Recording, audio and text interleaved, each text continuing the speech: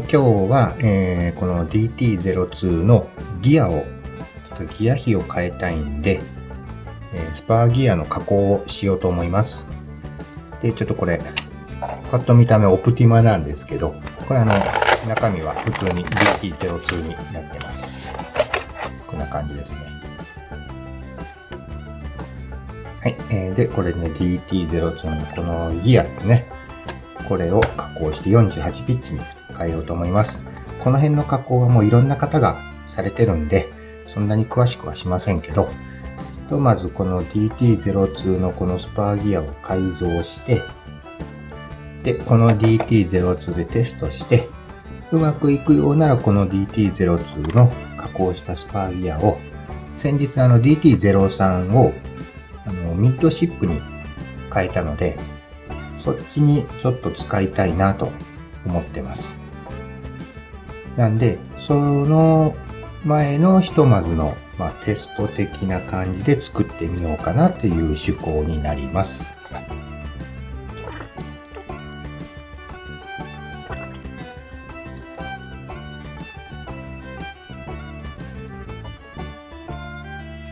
はい、これでひとまず切りました。で、使うスパーなんですけど、今回48ピッチの 76T のスパーを使おうと思います。で、その前に、ここも切らないと。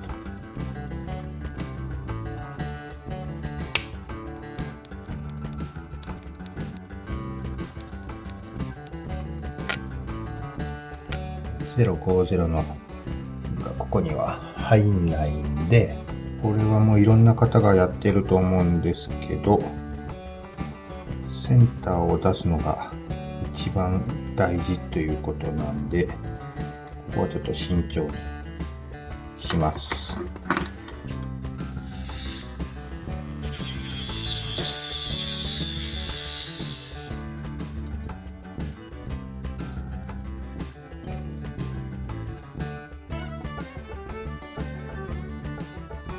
はい、それが DT-02 に48ピッチのスパーギアを加工して取り付けることができました。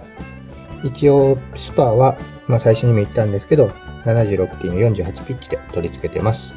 で、ピニオンは、33枚かなで、取り付けました。はい、それではコースの方に出てきて、DT-02スパーギアを加工して取り付けたものをちょっと走行させてみようと思います。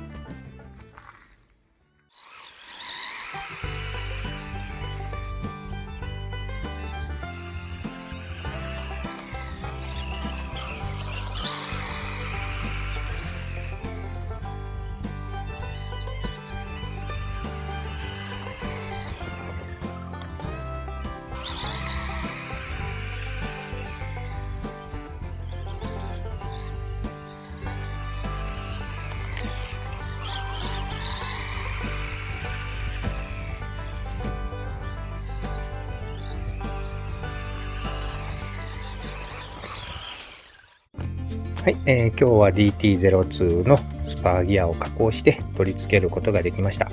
で、また走行の方も無事できたので、良かったと思います。